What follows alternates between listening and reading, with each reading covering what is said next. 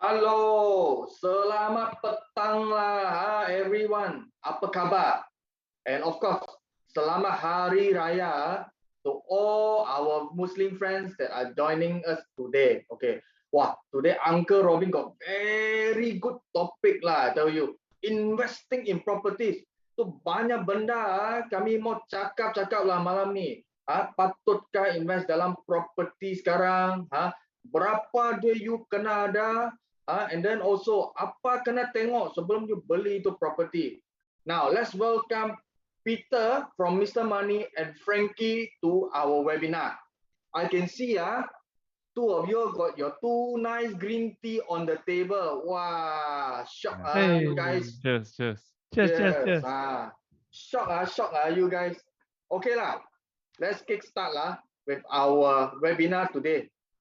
Investment in property. So you know lah, this is your second time on this on this particular financial freedom series.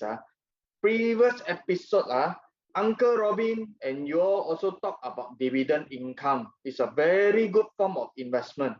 So what is your take in property investment, and dan apakah bezanya dengan investment in stocks for dividend? Maybe Peter, you want to go first? All right. Yeah. So actually, I started investing in property first. And when I first started investing in property, the strategy that I used was actually to rent out my property. So I get property, I buy it, I rent it out. Now, what's the difference between property investment and stock investment? The main difference is actually this only. For property investment, you can take a loan from a bank. So if the property, like we know, it's a 500,000, you take a 90% loan. So that's 450,000 loan, right? Now, then if let's say your rental return, or in total you get back about, let's say every year about 10%, just to easily calculate, right? So it means every year I have a return of 50,000. Now, compared to stocks, if I were to invest in a dividend stock that can give me 10% yield, first, in order for me to get 50,000 return, I need to have 500,000 cash to buy the stock first. No one is going to loan you money to buy stock. So that is actually the main advantage of having property investment. And that's actually one of the main difference. Yeah. Okay, so maybe to add on to that is that in terms of liquidity of your assets, if you buy a property, right, chances are once you put down your down payment, you're stuck for the next 20, 30 years, right? Or maybe if you want to flip also, it will take at least 6 months to complete the transaction. Whereas in stock investments, today you buy and you sell, you can sell 5 minutes later, and then you get your money back within 2 days. So that is another difference between a property investment and also stock market investment. So we all know from what you two say, so investing in property also got its positive ada baik juga compared to stock.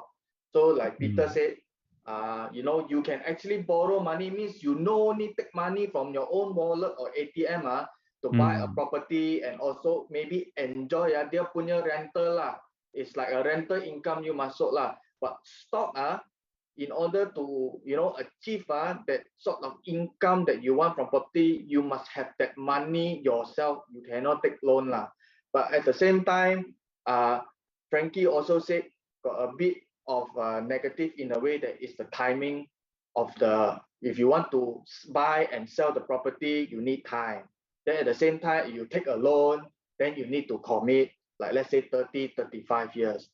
Okay But if you look at it this way, investing in property is also a good investment. But looking at the current pandemic situation, do you think now is actually a good time to actually buy property now?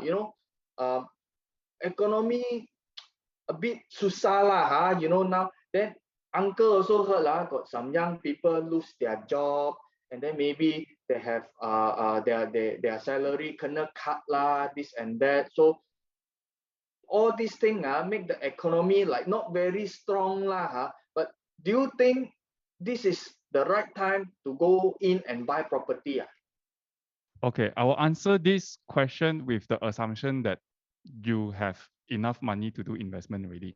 Okay, So with that assumption in mind, right, given that now we're in a pandemic, governments are throwing out a lot of stimulus plans to keep the economy running. And one of the things that the government, or rather the central bank, does is to lower the interest rate, which means to say it's actually cheap to borrow money now. And one of the beauty of property investment is you can leverage on debts, right? Up to 90% on your first property, up to 70% for your third or fourth property, things like that. So if you can take advantage of that, the leverage, together with the low interest rate environment, then this is the best time for you to borrow cheap cash and buy property. Yeah, Yeah. that's right.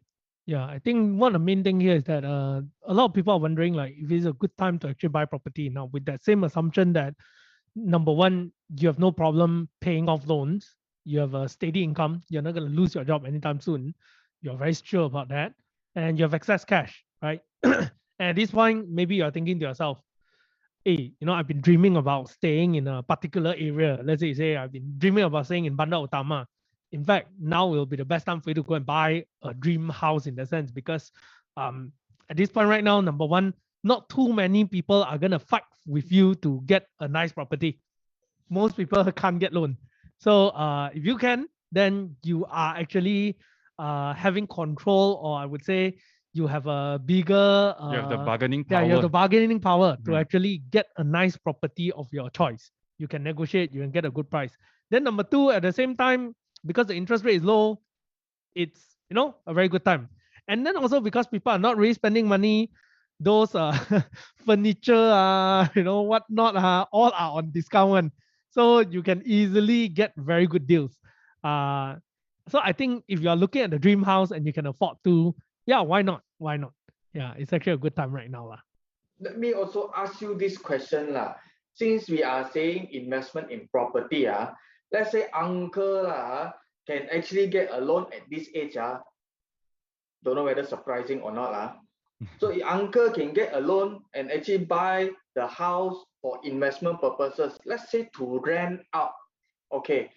Now, do you think with the pandemic going on, it is not going to end probably in the next 6 months? Uncle buy the property, ready make one. Do you think if uncle want to rent out to the market, do you think it will be tough during this pandemic period? I think recently I just bought a property for rental. I can tell you that a rental at this point it is not so easy, because number one, you see with movement restriction, most people don't move. You don't see people moving house at this point because of the pandemic, right? You can't move. Now, number two as well, many people are working remotely, so less people are actually in KL area itself. So it's not going to be that easy for you to rent. But again, having said that, when there is a very obvious demand for rental, then sorry lah, you won't be able to get a good price for the property lah. So again, it comes down to the question of whether can you afford to pay for the installment. If you can afford to pay for installment, this is actually a good time to go and get a place that is in those hot areas. Like for example, maybe a Mont Kiara last time used to have a lot of people renting, or either somewhere in the city center where usually a lot of people want, because previously the last round when the property prices went up, a lot of people highly leverage on loans to actually buy up nice places to rent out people, and then they were really only depending on rental income to pay for their property. And suddenly right now, with all this pandemic and lockdown and whatnot, they couldn't rent out their property, so you start to see a lot of properties getting auctioned off. You start to see a lot of people who used to rent out their property for a long period of time, and then now no one rents it, and then they want to let it go at a cheap price. There are also people who actually about nearing time to retire, because let's not forget, there are people who actually have property as a retirement plan. So maybe all this while they are living in Singapore or whatnot, they own a property here, and then right now with the market being so bad, they're just too lazy to go and manage it already, and then just, you know what, I'm just gonna let it go. So as long as I get a justified price, I'm pretty happy. And that was one of the reasons that I managed to get a property in Mont Kiara at quite a good price at this point. The reason being is because the person has been holding it for the past 20 plus years. And then right now it's like, I don't want to manage it already. So I just want to let go. Right. So yeah. So in conclusion, actually now it's a buyer's market. So if you go up to a house that you like, and then the fellow say, no, I want to stick to my price at 1 million. And say, okay lah, you don't want, never mind, I'll go next door probably sell me 900,000, you know? That's right. This is what we call a buyer's market. Yeah. And then the other thing about property is property is, you can use it as a hedge to inflation. And now everywhere when you on Astro AWANI or you're on Bloomberg or whatever, everywhere is talking about inflation. So as inflation goes up, and if you have a property, chances are the property price will increase according to the inflation rate as well. So you know, if you're not thinking about investment but just want to protect your time value of money, then probably that's one area that you want to choose. Very nice. I think Uncle can understand what you're trying to say. Always buy cheap so that the price may go up in the future. Right? Yes. So, and at the same time, now interest rate so low. So you want to borrow money and the interest is so low, you pay also cheaper. So I think it's a very good move lah. Uncle also agree with what you say. But what if we look at it this way? Okay, if you want to buy a property for investment, but it's for capital gain, means kalau you mau beli itu property you tak mau rental, you beli, then after that you jual harga tinggi, and then that is the profit that you get. So before you make that decision to actually buy a property for capital gain, what do you actually look at? Maybe the location ke, the gym cantik ke, swimming pool macam ada infinity view ke, what do you guys look at? You want to go first or? Yeah, maybe Frankie can go first. Oh, I go first. All right. Okay. Of course, when you talk about property, the famous quote is location, location, location, right? So a good location will fetch a better price. But if you think about this, right,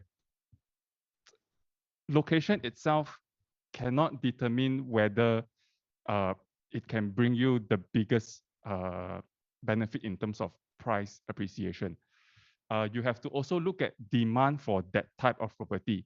For example, now over the years, there's been so many high rises coming out everywhere, especially in urban areas like KL and PJ, right? So when there's an oversupply situation, even though if the property is in a very prime location, chances are your price appreciation will be limited because there are a lot of choices for people to choose. So I think if you want to find a property that can give you the highest capital gain, number one, apart from looking at location, the other thing that is important is to identify what the general people is demanding in terms of housing. Are you looking just for a roof over your head, or are you looking at a luxurious condo or things like that? So you can go and ask your friends and do some simple survey. If 9 out of 10 of people say, hey, I just want a roof over my head, then you know you shouldn't go for very expensive houses. You just buy something that is middle range, maybe 3, 4, 500,000, that kind. Then probably that kind can give you the highest return. So for me, I think it really depends on what you're looking at and what's your strategy lah. And definitely, I totally agree with what Frankie said, right? The number one thing is actually location. It has to be in the right place.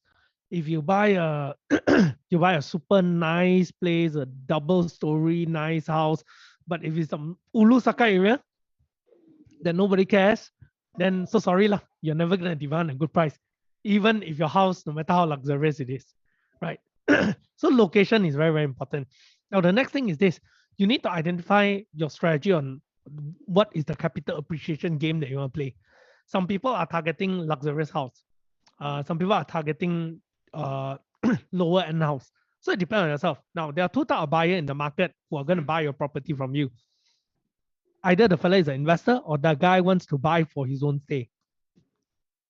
The guy who wants to buy a property for investment, the chances are he's trying to look for a bargain. So if let's say the property that you find and you purchase, end of the day, the target people who end up buying that place or that particular unit are investors, you will need to wait a very long time before you can sell. So because, and when you sell, people push your price, only you can sell, right? Now, on the other hand, if your target buyers, you're trying to look for people who are buying for home, then here is where you can demand for a better price. Yeah.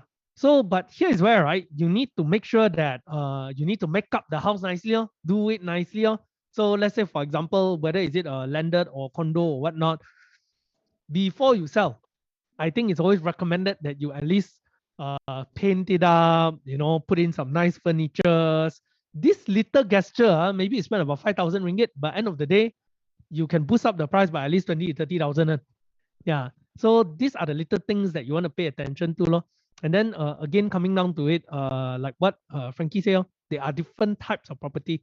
There are the luxurious types, right? So maybe a doctor walks in or Tan Sri walks in and say, I love this place. That's all. Just take. No need to ask question, right? But that kind, you have to understand also how many people are like that. Yeah. Then on the other hand, they are the first home buyers. Yeah. Or other people who just came out and then they say, okay, you know what? I think it's about time that I get a place to stay. So I don't need something too luxurious, but something that's just nice. Yeah. So then you figure out which category of houses do you want to play with. But each again comes with consequences. Yeah. I think both of you brought up very, very good points. But there's this one question Uncle Robin really want to ask you. Let's say you want to buy a property, lepas tu you mau jual, and then you want to take the profit. So like you say, Peter, you have to probably make the house nicer. There is always renovation cost inside. Do you probably give us some hints in a way that how much should a person actually spend on renovation when they want to beli the property and then they sell, which is for capital gain, not for own stay, for investment? Roughly how much should the renovation cost? 10% ke, 15% ke, or 20% ke, macam tu? Okay, I think that really depends on it really depends. You can't really say that whether it's 10%, 20%, 30%. It's a subjective question. Yeah, it's extremely subjective. But let me put it this way, right? Usually people who wants to live in if usually you get nicer location like Damansara Utama, that kind of more atas kind of place. Probably more than half of the people who buys a property there and they have money, they will likely want to spend a good amount of money to renovate the place. Yeah. So if you're going to put in too much of renovation, you are going to They won't appreciate it. Yeah, they won't appreciate So they won't pay for the price. They don't pay because their plan is, even if you have a very nice kitchen cabinet, for me, I'm so sorry, that's not the color I like. I'm going to tear it down tomorrow. So you just build today, they're going to tear out tomorrow. So if it's a landed property, my personal suggestion is do the minimum, repaint the house, make sure everything looks clean. Toilet is one place you want to take care. Because I realize this one thing, when you walk into a unit, whether do you want nice renovation or not, right? But if the toilet look ugly, you will straight away see the house as very low class like that. Yeah. So toilet must look good. So spend about 1,000 to 2,000 ringgit to retile it or whatnot, or either just get someone to clean it up. That's very important. Now, if you're looking at the apartment on the other hand, right, I would suggest to do a little bit more. Because people who buy apartment usually is because they want convenience. So they don't really want to go in there and then need to renovate the whole place all over again and stuff like that. They will prefer that when I walk in, this house is ready to live. I just need to do minor stuff. So it really depends on which kind you're looking at. That's a good point because when you want to buy an apartment, right, typically you will ask a valuer to come and value the property and then pass the document to the bank to approve the loan, right? So very often a condo or an apartment that is nicely renovated, typically the valuer will assign a higher value to it. And if it is just a bare unit or whatever, then chances are the valuer will give a slightly lower value. But what is the premium to it? Again, it is very subjective. So there's no fixed number to say, oh, I must put 50,000 or I must put 100,000, right? You just need to make the place look clean and neat. I think that is good enough. Yep. Totally understand what you're saying. So maybe renovation tak payah go the tinggi one if you want to sell your property in the end. Maybe go for decent looking one. Especially I agree with the toilet part. Because toilet is uncle spend the peaceful moment maybe one day 2 or 3 times one. So if the toilet not comfortable, wow, susah, I tell you. So Yes. I totally agree with that. Spend a bit more money on toilet, make it look nice, and then you can sell out easier. Okay. So we have talked about investing property for capital gains. Then what about you want to invest in a property, right? For rental purposes, one means you mau dapat sewa punya income. So what are the criteria you should consider, and probably like you said just now, Peter, 10% on rental yield per annum is actually probably a good decent amount. So maybe two of you can explain a bit more to our viewers who may not know what is rental yield of that 10% per annum, and also how much would you say the rental yield per annum in terms of percentage is considered decent. Okay, what is rental yield? So suppose you buy a property at this 100,000 and you rent it out for 1,000 a month. So after a year you get 12,000. So 12,000 over 100,000 means your rental yield is 12%. Well, if you can find this kind of house, I would definitely buy. No need to think. No need to think, but that's just an example. So that's an example of a rental yield. Today, if you look around the Malaysian property market, about 5 to 7 years ago, probably you are still able to get about 5 to 6% yield. But I think today, because of the pandemic and then some of the foreign MNCs also moving out to our neighboring countries and all that. So today you are talking about maybe 3 to 4% yield. It has dropped a little bit, but it is still considered a good investment because if you compare it to FD rate today, FD rate is just 1.75. So if property can give you 4%, compare it against 175, of course, property is still a very good investment. Yep, that's right. I think an average yield today that you can find is about 4%. Yeah, somewhere around there, it's considered like okay lah, again, returns relative. So if you compare FD, it's not bad. On the other hand, if you want to look for a property that can give you more than 5%, then that's fantastic. But it will require you a lot more hard work to scout and look for it lah. Yeah, and you will be surprised that it is the low-end walk-up apartments that can give you the best yield very often because the base is low. Correct, the base is low. So let's say you buy a property at about less than 200,000, there is a walk-up basic apartment, and people who live there, they are looking at basic living. You see, and basic, if you're talking about in PJ, it's going to be hard for you to rent a house at 500 ringgit a month. Minimally, you will be looking at least 600 to 700 ringgit for a whole house, right? In PJ urban area like that. So there's a base minimum that cannot go lower, and the increase, even if you increase them 50 bucks, right? It is actually a high percentage increase compared to if you buy a high-end property that's 1 million, right? You increase people rental 50 bucks, right? Might as well you don't increase. You're wasting time. Yeah. So here is where when you want to look for a rental property, then you can pay attention to that, like where can give you the better return. And when you look for a rental property, you must remember people who rent places, again, they don't want to spend money renovating and they want it to be convenient. So you need to make sure that you have the things that they need ready. Like if you have kitchen cabinet, all this kind of stuff, it usually can fetch you a better rental return. Yeah, especially if let's say you're renting to people who are family and so on. Yeah, but if you rent to a single fella, then he probably don't really care whether you have a kitchen cabinet or cooking place lah. But nonetheless, again, as a rental unit, you want to have the basic things available for them. Yeah, so you need to spend a little bit more initially. Yeah. And zooming out a little bit, so apart from doing up the house nicely, one more factor that will bring a higher rental yield is that the public amenities around the neighborhood must be good. What do I mean by that is if surrounding area got a very nearby MRT station, for example, that property is probably going to give you a better yield because it gives a lot of convenience to the residents inside the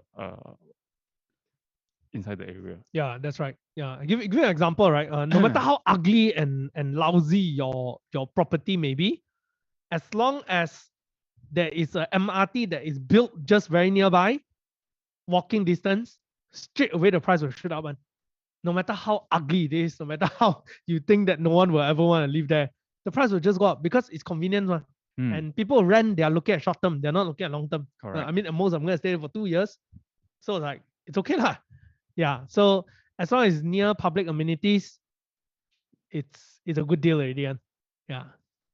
So what you two are trying to say is that you try to actually go and look for properties maybe at a cheaper price, maybe a low range or a slightly close to mid-range kind of property, so that your base amount is low, but at the same time, your rental will actually fetch in a higher rental yield. Is that correct? That's and right. at the same time, you are saying that tenants that potentially will actually rent this property are actually seeking basic living. So Yes. it also saves you on renovation to actually go and try and attract them with luxurious items because they don't need that. Then the That's right. third thing you are saying that transportation in the surrounding area. So like you say, if got LRT and you got a property, investment property there to rent out, it's so much easier to rent out, and maybe you can also fetch a higher rental.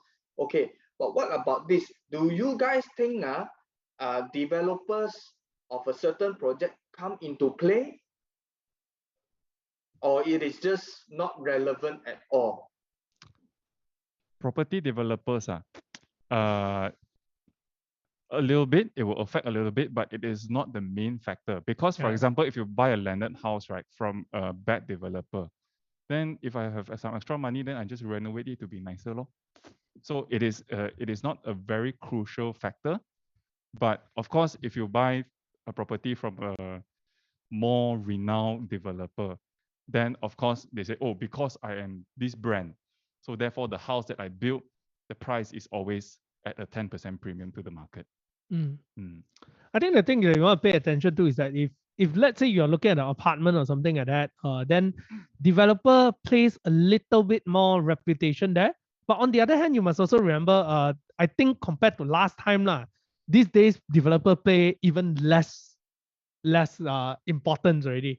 Yeah, last time still, people are like, oh, Sam Darby, very, very nice, But today, nobody really cares. It's still about location. Because now everyone is doing IBS, which is called Yes. industrial building system. So everything is built by robot, and everything, the shape and everything looks the same.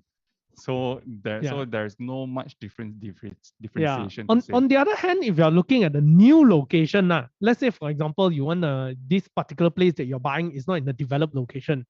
It is far away, right? Then you may want to pay more attention to the developer, because there are certain developers who are more expert in building a whole township rather than just one unit. So there are some people who are like, oh, I go and build a very nice bungalow zone. But imagine you go to a hutan, right? You only have one bungalow zone. You have nothing there, just bungalow.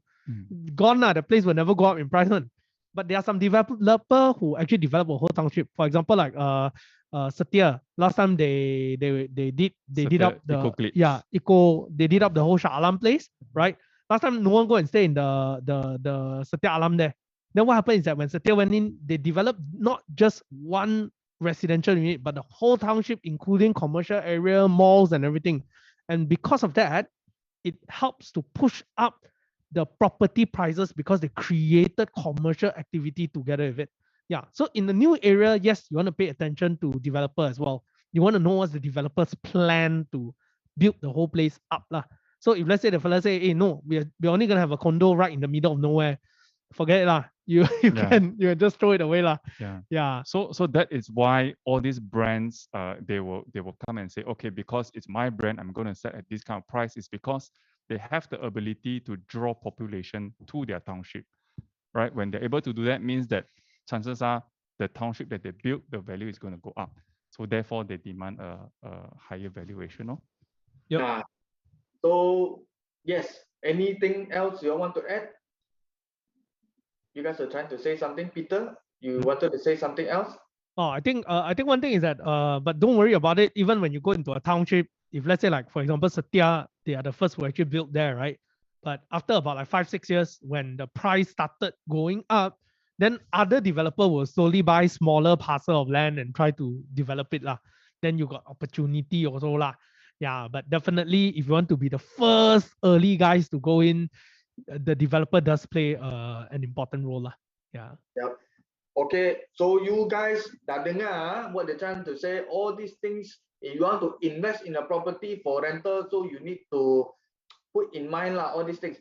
We got one question from our guest, from AC. This one, let's see if you all can answer this. How many kilometer from MRT or public amenities gets better rental yield? Furthest KM. What do you guys think? I think this question is a bit subjective. So if you Yeah. ask me, right, I would pay higher rent if the MRT station is a walking distance. What about you? Yeah. Same. Huh? Walking distance. Yeah. But if you say I have to drive my car 3 km and then only the MRT is there, then I might as well Yeah. drive. So I would say about within a 500-meter range to 1 kilometer range is actually the most ideal if you're looking at renting it out lah. Yeah. Yeah, AC. So now you have it. Okay, we got one more question from Aja Shafi. This one I think quite a good question. Hi, adakah saya akan muflis one day if beli rumah harga 300,000 dengan gaji bersih 2,500. Location area maybe Bangsa South, KL. Okay, if you are taking a bank loan to buy this 300,000 house, the bank is going to do a credit valuation on you. And if they don't think that you're able to pay for the installment, chances are they won't even give you the money to begin with. So it is unlikely for you to be bankrupt. But let's say for some reason banks gives you the money, then over the years, your gaji bersih cannot be 2,500 for everyone. It has to go up over time, right? So chances are you should be able to repay your installment amount. I think when it comes to this part, adakah saya akan muflis kan? I think the one really bergantung kepada kamu lah. I think number one, if bank can give you the loan, it depends juga because bank tak tahu berapa yang kamu sedang guna setiap bulan mah. Kalau kamu untung 2,500, but setiap bulan guna 2,000, then sorry, bank got no record you guna 2,000. Bank only know you ada gaji bersih 2,500, so they may give you a loan. And your installment, your bulanan bayaran is probably about 1,100, 1,100 ringgit sebulan. Yeah, plus your maintenance fee and so on, maybe about 1,500. Yeah, 1,500 lah. So let's say 1,500 I would say this lah. I think with 2,500, you likely are gonna be you're not gonna be enjoying life lah. Hidup akan jadi sangat susah lah. So I would say kalau gaji bersih is 2,500, janganlah. That's my opinion lah. But I do not know. Maybe setiap bulan kamu hanya guna 500 ringgit sahaja, and that's bersih. Setiap bulan you can save 2,000 ringgit. Then, yeah, maybe then maybe that's okay. That's a good amount to. Yeah.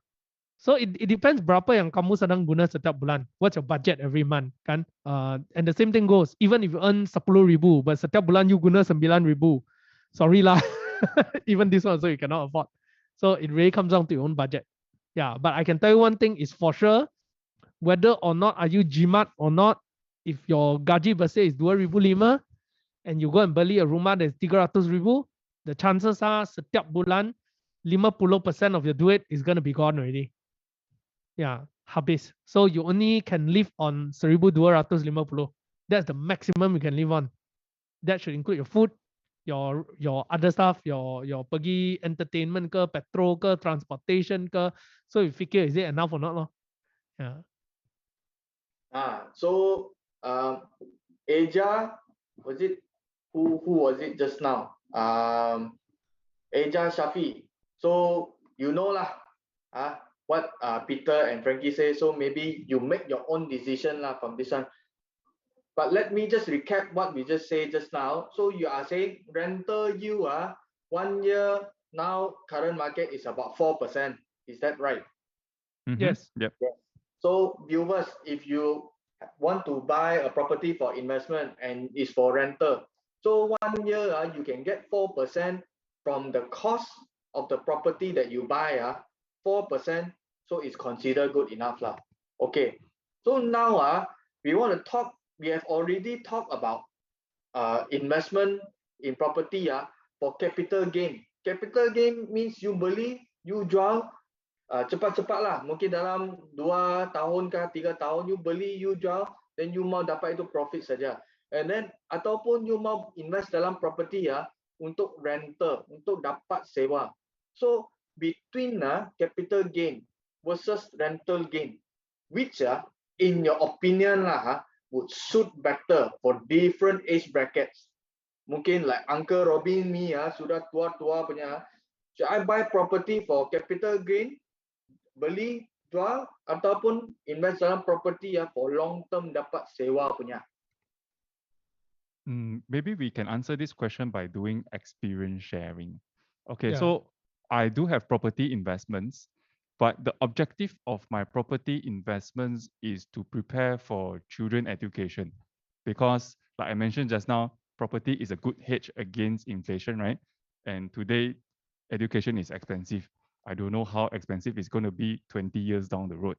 So I buy a property knowing that it is going to protect my money. When I reach towards there, then I can sell the property and then take the money and give it to my children. But having said that, 20 years, 30 years is a very long journey. And because of the characteristic of property investments, luckily, I'm able to rent it out. And then in the meantime, while I reach towards that objective, the rental is able to repay my installments. So I don't need to worry about finding money and paying my mortgage in that sense. What about you? I think what you say is very true, and my strategy is very similar to yours, right? And the thing is that, let me put it this way, lah.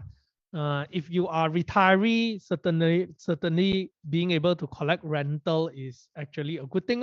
So I would say that if you are retired and you're not like the billionaire kind or multi-millionaire kind that you can afford to take the risk, then yeah, having rental is actually a good steady income, right?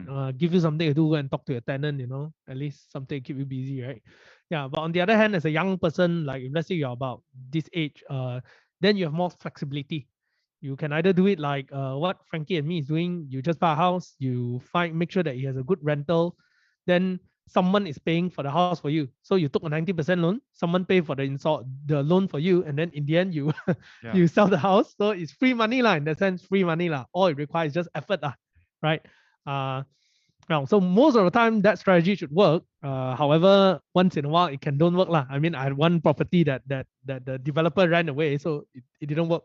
And end of the day, I lost money because of that. That was really like 1 in a million lah, kind of thing lah.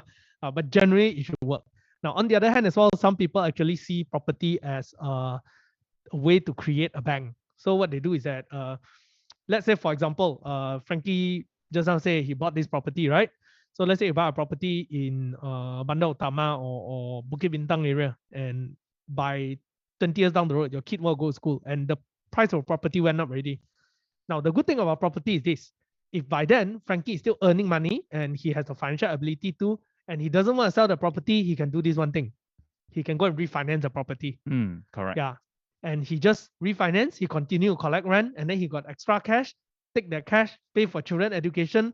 Again, tenant, someone is paying for my mortgage. Yeah. So forever, his house is someone pay for, his children education also someone paid for.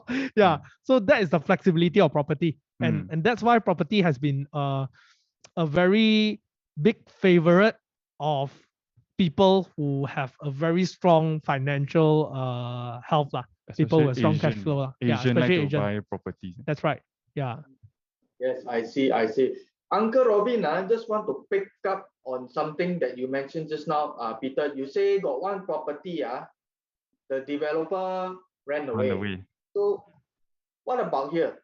So from your experience with that particular property, is there a technique to actually spot good properties, or maybe that property is currently undervalued? For example, I don't know, maybe using that particular location punya itu, market price on value per square feet, or maybe for that particular price that location punya potential is actually very high, but it's currently undervalued, or is there actually a good buy for a particular property? Do you have any technique? Actually, the thing about property valuation, right, is very different from stock. So stock, you can still look at data and like the financial report and decide like, hey, this company is undervalued or overvalued or not. But property, right, is very hard because number one, there is no one who collect a centralized data on all the properties in Malaysia. Let's say even we talk about one particular location. Let's say we say Ara Damansara's condominium, we say H2O. You don't have an average rental there that is accurate. Everyone is renting it out at a different price. Everyone has a different setting inside that rents at a different thing. So you don't have enough information to even evaluate. So even when you say like you try to know whether is it undervalued or not, right? You are actually mind tembak onion to a certain extent. So it's a very you're just playing a guessing game lah. So the easiest way mostly is actually talk to the banker and ask them what is the last sold price of this particular place. Yeah, then you take the average 5 or 10 last sold price.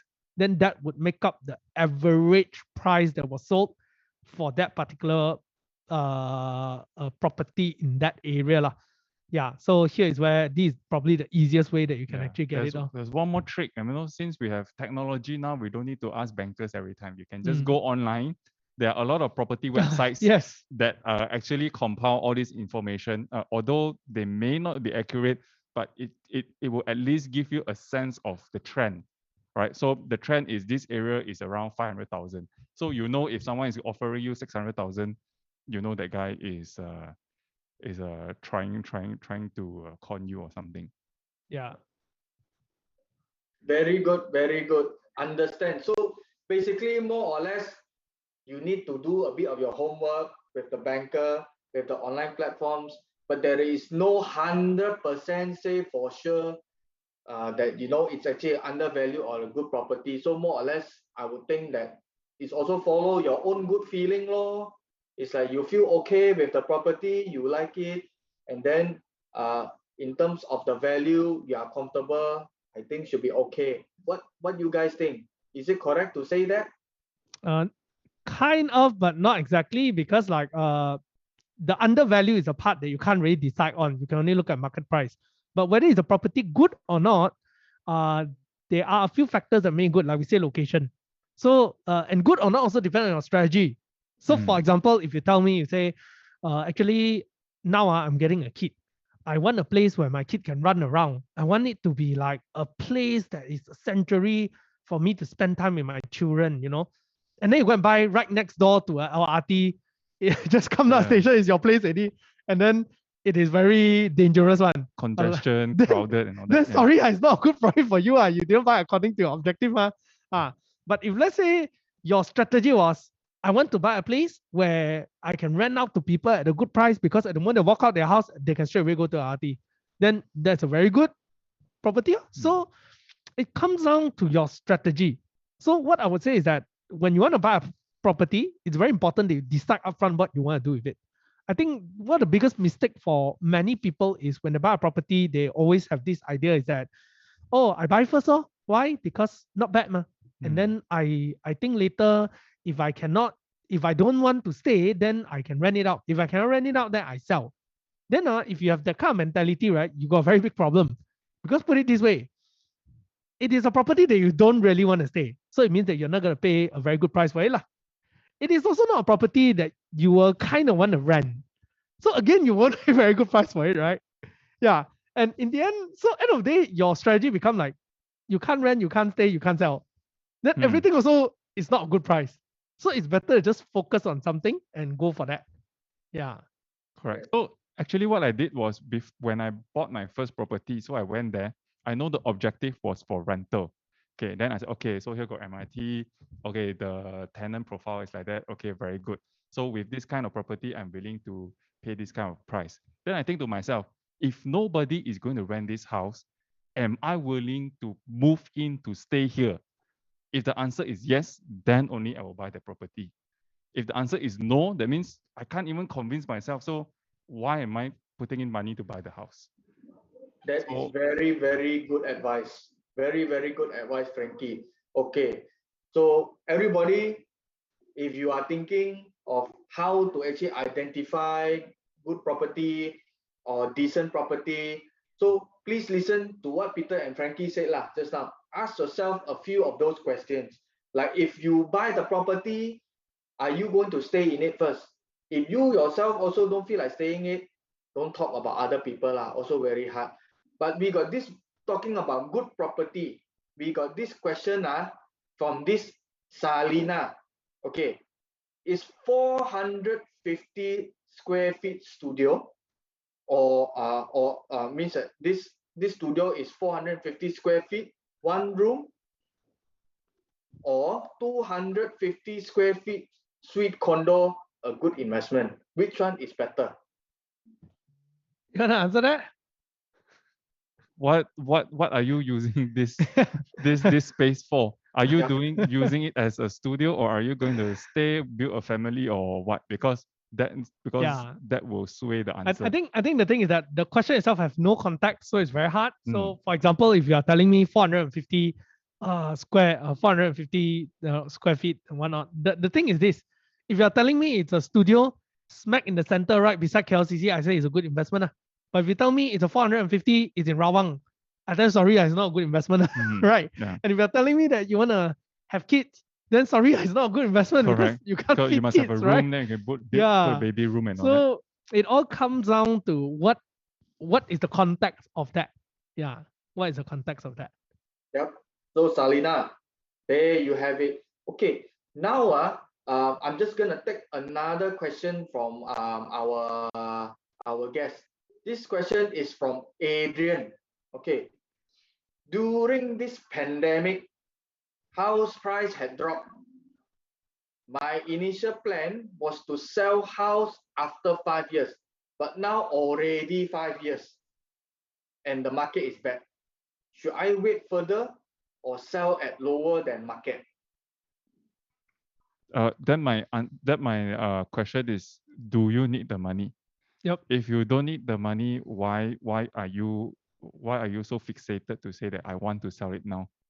Because you cannot fetch the price that you want anyways, right? Yeah, I think it depends on yourself lah. Correct. Like what do you need and so on. I mean, another one option, if let's say all you wanted is make sure you have cash and currently this property is being rented out and the rental rate is good rate, and maybe it's a good time to actually refinance. Yeah, if let's say the house has increased significantly in price, because you must remember the thing about property is this, compared to stock when the board says it's 4 ringgit, it is 4 ringgit, that's all, right? But for property, it's very subjective. You go to buyer say, oh, sorry, market not good. 500,000, I don't think I want to pay. I want to pay 450. And then everyone willing to sell at 450. Sorry, now it's undervalued. But if you go to a bank, right, it is different. You can argue about valuation to a certain extent. Hey, I renovated my house, so it should worth more. Correct. Yeah, you can tell the bank, hey, now it's already 500,000. The last time, you see people buy also 500,000, so it should be 500,000. You can talk to them like that. But again, it comes down to how long have you been paying the loan? Is there a significant increase? Can you refinance or not? And is that part of your plan? And does that work into it? There's a lot of things to consider.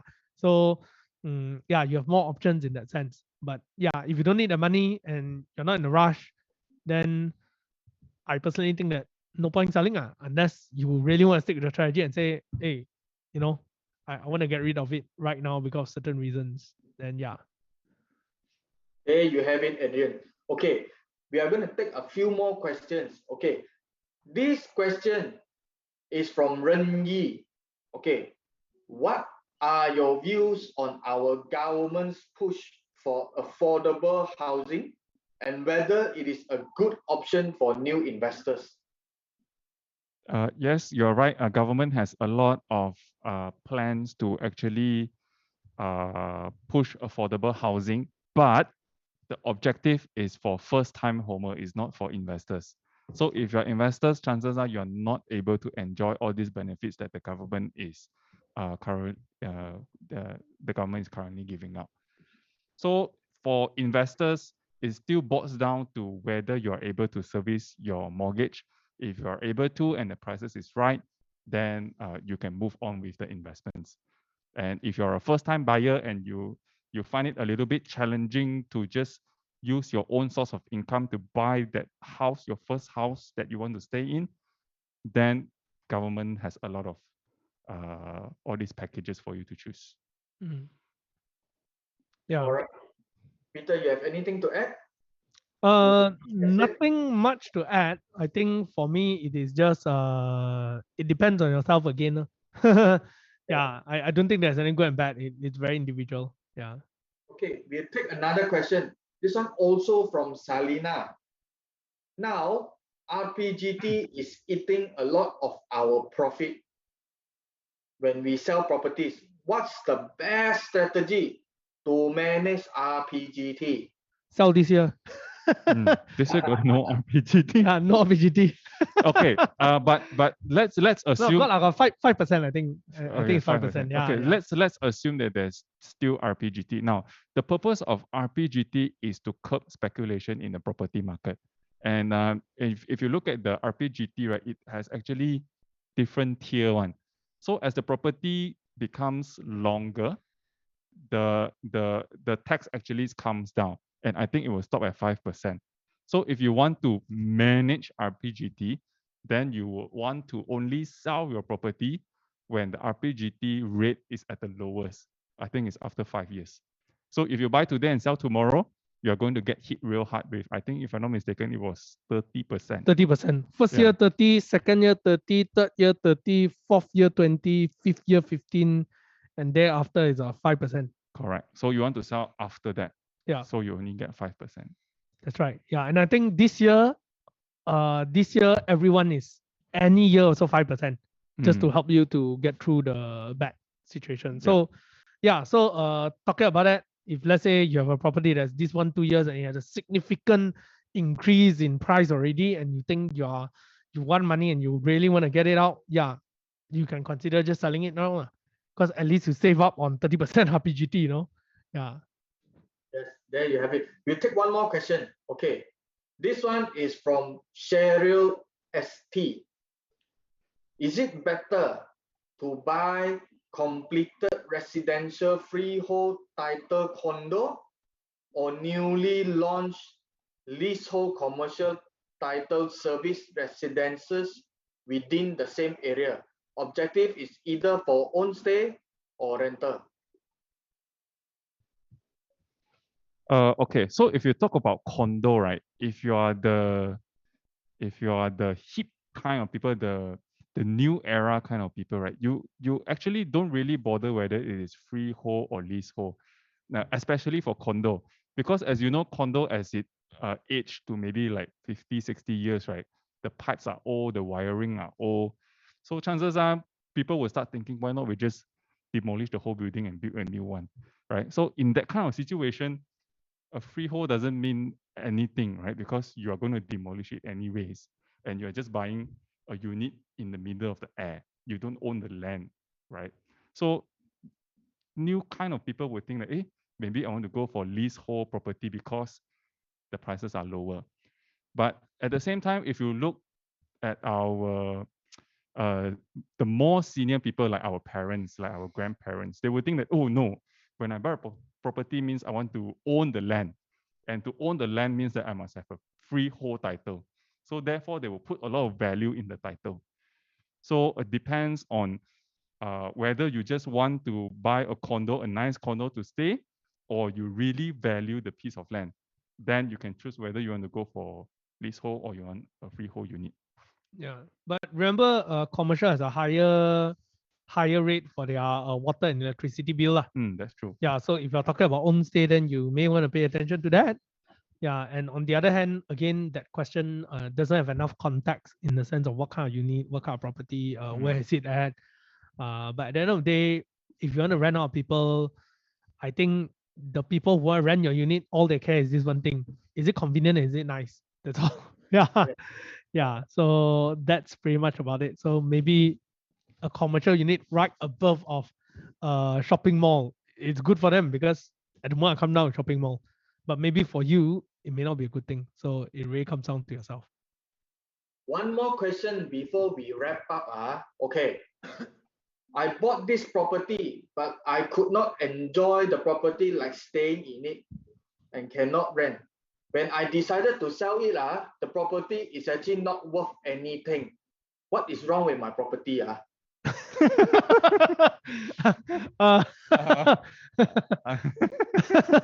What is wrong?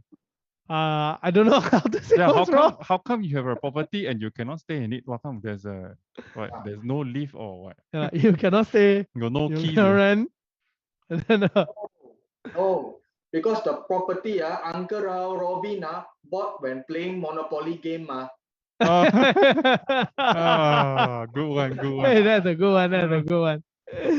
Yeah. Okay, let's wrap up. Okay, maybe Frankie and Peter can actually try to actually summarize 3 to 5 short points to look at when deciding to invest in a certain project or property whether it is for capital gain or rental income.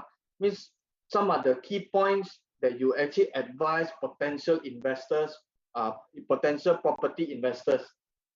Okay. Number one is definitely whether you are able to service your mortgage, because if you can't and if you commit yourself, it's gonna be a very, very painful journey of 20 to 30 years. Yep. Is there, I think number 2 is to actually look at the location. Is there an established commercial activity center nearby? Yeah, nearby. That's very important. Yeah, because at least as long as there's people going there to work, there's people going to that area, there's always chance of that property appreciating in price. Yeah. There's one cheat sheet So people say places that has traffic jam, usually the property prices is high. Yeah. And places where there's no cars on means the property price will be low. Correct. So that can be point number 3. Yep. So I think with these 3 is pretty much there, because correct. anything other than that, it comes down to whether do you want to rent or buy or sell. Yeah. Yes, totally agree. I hope all you're listening actually, if maybe y'all did not follow everything for the whole session, but at least you all listen to the 3 tips that Peter and actually Frankie said. 1, you make sure you can finance the loan. Means you ada cukup duit untuk bayar itu loan, bulan-bulan bayar itu loan, you ada cukup duit. Number 2, location you kena pandai-pandai tengok mana location you rasa baik for actually property investment. Number 3, tadi Frankie just said this one is not to say tipu is shortcut betul, shortcut. Mana location ada traffic jam punya property mesti baik For example, you pergi makan kedai mamak itu kedai mamak banyak orang food mesti best Kalau you pergi restoran itu restoran taruh orang tapi ada lalat saja, you mesti careful okay. So we have come to the end. So if you guys enjoyed this webinar, jangan lupa bagi rating 5 star. Okay, so not only rating 5 star to this webinar, but also I must say I give 5 star rating to both Peter and Frankie for joining us today and giving us so much advice This is the second time they are here on this series. We hope to see you again soon. Okay. Thank you very much. Nice seeing you. We hope nice to come on the show seeing you. again. Yeah. Nanti dulu. Okay. Nanti. So on LINC Astro AWANI we always try to give value to our audience So there is actually another power punya webinar coming up now, So as you can see here, this is our upcoming webinar to Borneo business class. Woo! Coming up Thursday 27 Mei Okay, pukul berapa? 11 pagi Thursday 27 Mei. Register now at link.astroawani.com. Once again, thank you Peter, thank you Frankie, and I hope to see you guys again. Thank you very much and good night. See you. Good night. See you. Good night. Bye bye.